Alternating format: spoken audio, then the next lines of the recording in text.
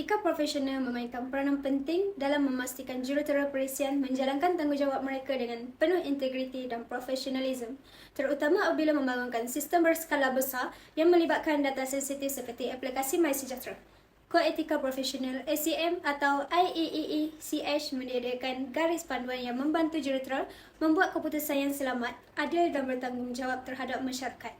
Dalam konteks MySejahtera, 4 prinsip utama diaplikasikan bagi memastikan aplikasi tersebut dibangunkan dengan standard etika yang tinggi dan mematuhi Undang-Undang Malaysia.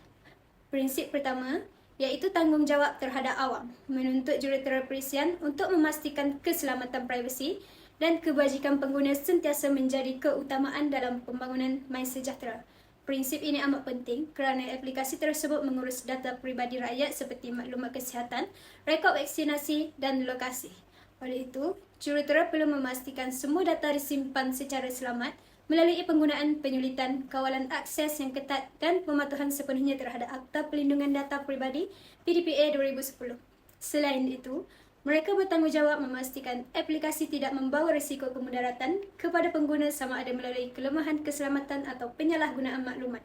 Prinsip kedua, melibatkan tanggungjawab terhadap klien dan majikan. Kerajaan Malaysia sebagai pemilik dan pengurus aplikasi MySejahtera bergantung kepada ketetapan, ketelusan dan sikap profesional jurutera perisian dalam menjalankan tugas mereka.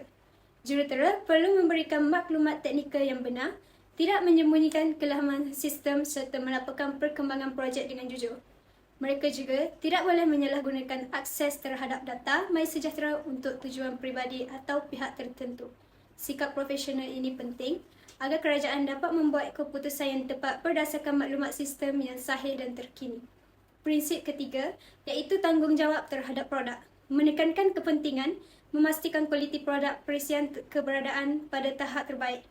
Dalam konteks MySejahtera, jurutera perisian bertanggungjawab memastikan aplikasi berfungsi dengan stabil, dapat menampung jumlah pengguna yang tinggi dan tidak mempunyai pepijat kritikal yang boleh menjejaskan operasi negara.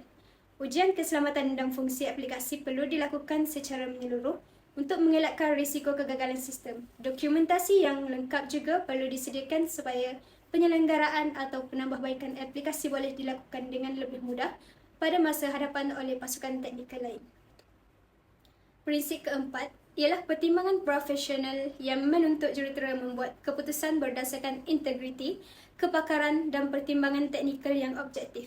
Bagi aplikasi MySejahtera, setiap keputusan yang melibatkan pengurusan data, keselamatan perkongsian maklumat dan fungsi aplikasi perlu dibuat secara cermat tanpa dipengaruhi tekanan politik atau kepentingan tertentu. Perisian jurutera bertanggungjawab memastikan semua keputusan teknikal adalah sejajar dengan keperluan keselamatan negara, pematuhan undang-undang serta kesejahteraan pengguna.